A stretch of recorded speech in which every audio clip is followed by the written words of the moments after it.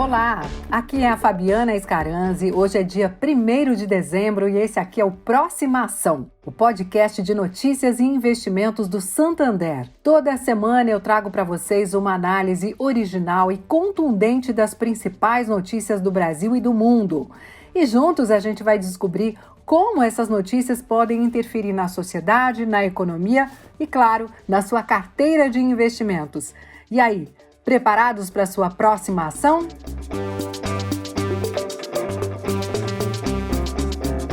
As instituições financeiras estão mais confiantes na estabilidade financeira do país. A avaliação é do Banco Central Brasileiro em seu relatório de estabilidade financeira. Esse cenário otimista é reflexo de uma série de fatores.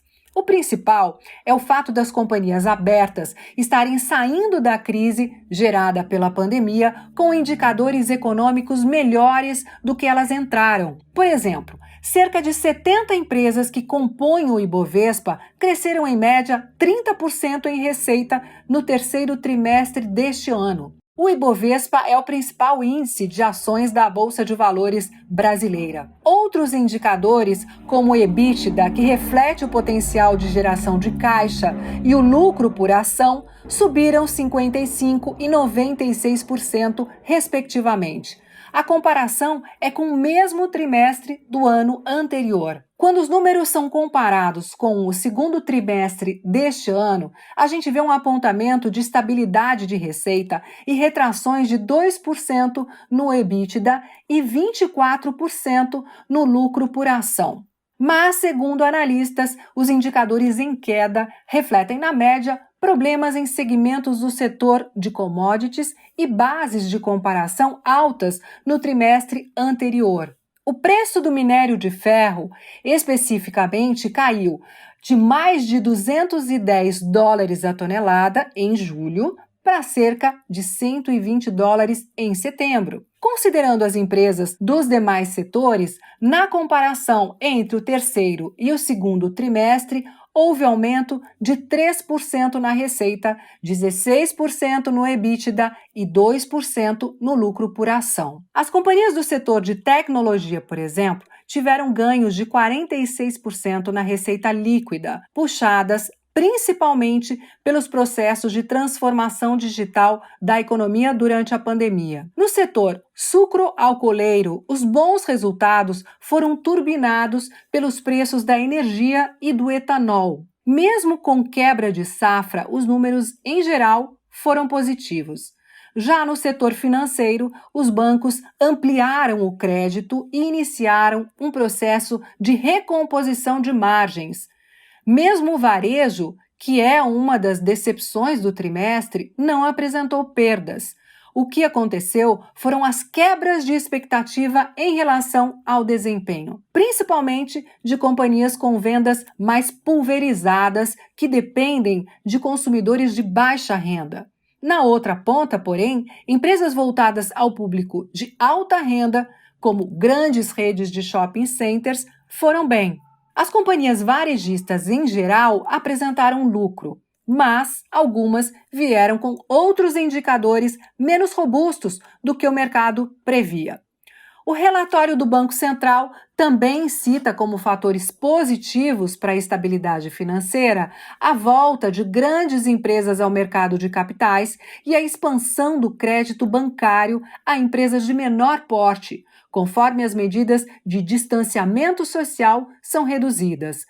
Com o avanço da vacinação, a média móvel de mortes pela Covid-19 no Brasil continua a cair e está no nível mais baixo desde abril de 2020. Trata-se de um fator que contribui para o otimismo. Há, contudo, preocupação com questões macro, como o eventual surgimento de novas cepas do coronavírus, com a retirada de estímulos econômicos e com o desemprego elevado e persistente no país. São pontos de atenção reforçados por fatos recentes, como a quarta onda da Covid-19 na Europa. Por lá, alguns países, inclusive, já decretaram novas medidas restritivas.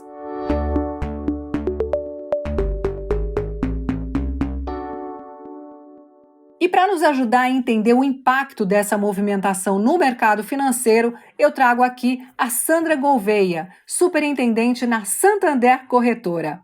Sandra, tudo bem? Seja mais uma vez muito bem-vinda aqui ao Próxima Ação. Olá, Fabi, tudo ótimo, muito bom estar aqui com vocês novamente. Sandra, a gente viu a Bolsa Brasileira cair recentemente ao menor nível do ano, abaixo dos 103 mil pontos. O que explica esse descompasso com os bons indicadores apresentados pelas empresas, hein? Fabi, alguma das explicações para isso são as incertezas fiscais e o panorama macroeconômico, principalmente sobre as expectativas para o ano que vem, algo que tem sido mais considerado quando olhamos para os ativos brasileiros negociados na Bolsa de Valores. E como você mencionou, os resultados do terceiro trimestre foram em médias bons e mostraram as empresas brasileiras não só se recuperando das dificuldades vistas em 2020, mas também, em alguns casos, retornando aos mesmos patamares de receitas e lucros vistos no terceiro trimestre de 2019. O fato é, Fabi, que a inflação alta nos últimos meses, a resposta do Banco Central de novos aumentos dos juros, combinada a um quadro fiscal brasileiro ainda frágil, tem deixado os investidores na defensiva recentemente. Mas podemos dizer que a qualidade das empresas brasileiras negociadas em bolsa e os seus resultados trimestrais têm sido o copo meio cheio dessa história. Contudo, as expectativas dos investidores de que o ano que vem teremos um ritmo de crescimento menor, com juros mais altos e uma taxa de desemprego que ainda incomoda, têm levado a essa desvalorização mais expressiva da Bolsa Brasileira nos últimos meses. Sandra, tendo em vista esse descompasso entre saúde financeira das empresas e o preço baixo das ações na Bolsa, esse é um bom momento para comprar ações? A escolha para comprar ações ou não, aqui, Fabi, vai depender muito do que o investidor tem em mente. Quais são seus objetivos e perfil. Para quem tem um horizonte de investimento maior, o nível de preço atual da bolsa é atrativo para justificar a compra de ações. Claro que nem todas as empresas estão baratas o suficiente e nem todas reúnem os fundamentos que gostamos. Mas assim, uma cesta de empresas com qualidade muito boa, com balanço confortável, com estratégias claras de crescimento, que seguem negociando a preços atrativos. Infelizmente, parte dessas qualidades podem continuar sendo ignoradas pelos investidores no curto prazo.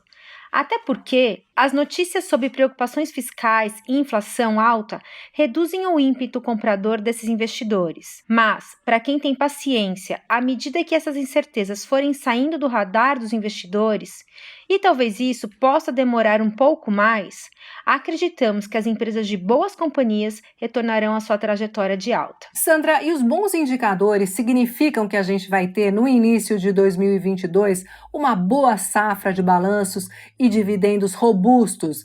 E por quê? Mesmo que haja um arrefecimento da economia, os setores mais impactados pela pandemia em 2020 e 2021 devem sim seguir trazendo sinais de recuperação no ano que vem. Shoppings, turismo, educação e varejo são exemplos que provavelmente seguirão mostrando números mais positivos. Por outro lado, para setores ligados às commodities, como por exemplo empresas exportadoras, a queda gradual dos preços das commodities e dúvidas em relação ao crescimento chinês podem levar a resultados menos empolgantes em relação a este ano. Ou seja, nem todas as empresas vão conseguir crescer receitas e lucros.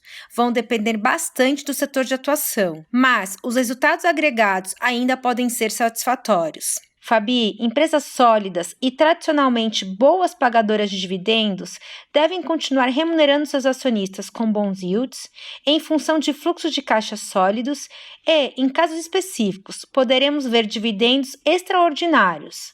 Além disso, muitas empresas já publicaram guidance de 2022 e, no geral, notamos uma recuperação contínua de suas principais métricas. E Sandra, quais eventos ou variáveis macroeconômicas podem influenciar positivamente os resultados das empresas e quais eventos podem influenciar negativamente? Do lado positivo, uma recuperação econômica, traduzida em indicadores como PIB, renda e dados de consumo das famílias, acima das expectativas, podem não apenas contribuir para o resultado financeiro das empresas, como também renovar o ânimo dos investidores e deveriam contribuir para um cenário mais positivo também para uma clareza sobre os gastos fiscais do país, uma Selic abaixo do esperado e dólar e inflação contidos. Agora, Fabi, do lado negativo, o risco de uma nova onda de Covid, como visto em países da Europa, poderiam reaver e agravar os problemas fiscais no país, além de intensificar a crise política e social. Tal quadro poderia acabar impactando a confiança dos agentes econômicos, trazendo maior volatilidade aos mercados de ações. Além disso, se nossas estimativas sobre inflação, dólar e juros se mostrarem erradas para os primeiros meses de 2022 e os dados iniciais sugerirem números piores do que o esperado, com certeza, isso influenciará o ritmo de consumo das famílias e das empresas, levando a uma retração maior dos resultados das companhias. Muito esclarecedor. Sandra, quero mais uma vez agradecer pela presença e pelas informações fundamentais aqui para os nossos ouvintes programarem a sua próxima ação.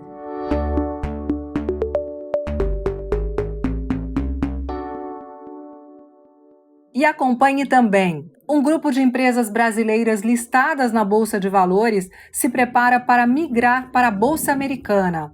A lista de motivos inclui a busca por um mercado mais estável, redução da exposição ao risco Brasil e a facilidade de captação de recursos para bancar planos de expansão internacionais. O surgimento da Omicron, a nova variante da Covid-19, derrubou mercados ao redor do mundo na semana passada. A Bolsa Brasileira caiu 3,39% na sexta-feira e as empresas perderam 140 bilhões de reais em valor de mercado. O mercado de trabalho dos Estados Unidos está vivendo um dos melhores momentos das últimas décadas. O número de pedidos de seguro-desemprego divulgado na semana passada foi o menor em 52 anos.